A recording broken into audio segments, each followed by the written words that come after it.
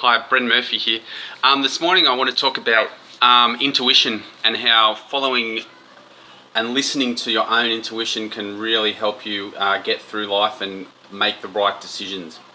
But first, I wanted to talk about how lack of self-belief and fear stops you listening to your intuition, and that's how you make the wrong decision, or you're stuck in a analysis paralysis where you're analysing the pros and cons, or you're being so rational and putting a cost-benefit analysis on each decision that the passion and the joy is drained of life, and you end up making decisions purely based on financial aspects or the risk and reward breakdown, and life becomes stale. It becomes rewarding for sure, materially beneficial, but overall the life just lacks that passion and that X factor and that zest and joy of passion and connection with what your purpose is, and you're not aligned with what you believe in and your essential nature.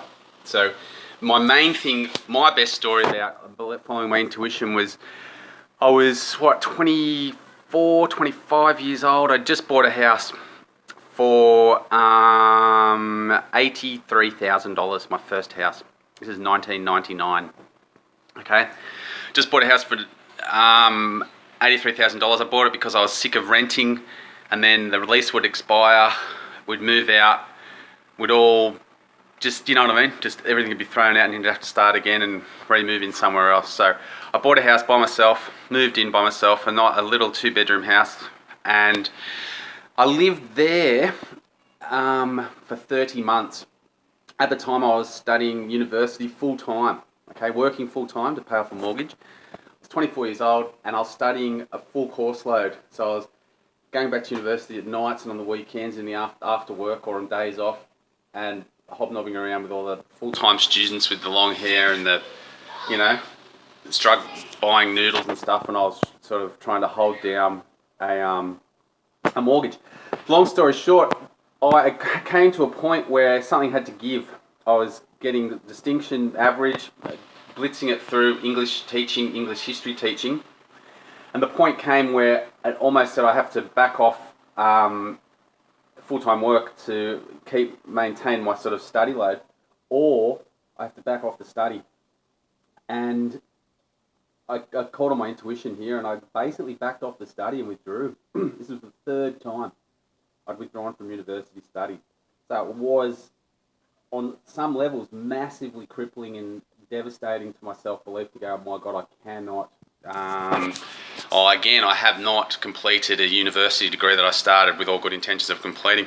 So anyway, that's what I did. So I left university, went back into full-time work. I even got another job so I could do some minor renovations, like I put a driveway in and fixed up the garage and put some new gutters and stuff.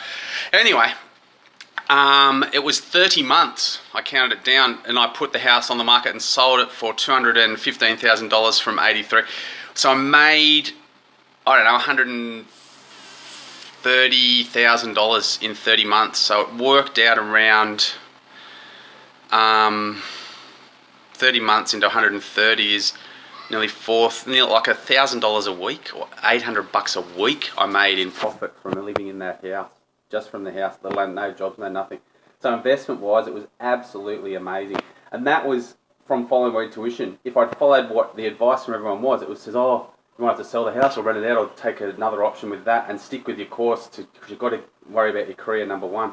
But I actually didn't. I sort of followed my intuition and said, no, I'm going to keep the house and back off the teaching thing, because I would have graduated as a teacher and been shipped God knows where, 2 hours up the road or down the road, and not been able to live in the house and had all that nonsense of living in a regional area, so I wanted to live near the beach.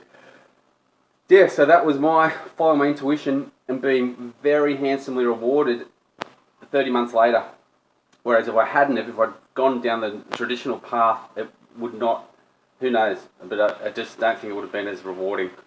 So I'm a bit sweaty this morning. I've just got back from my run, and I just came up with the intuition to think that was a time I truly trusted my intuition, backed my own judgment, and had other advice from key figures in my life and said, no, I'm not going to take that. I'm going to back myself on this one. And I did it, and it paid off very handsomely and basically changed my life.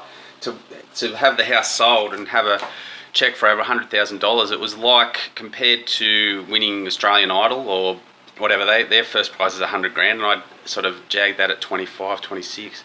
Okay, I'll talk to you next time. It's Bren at thelifecoach.net.au, and got heaps more to share. Thanks a lot.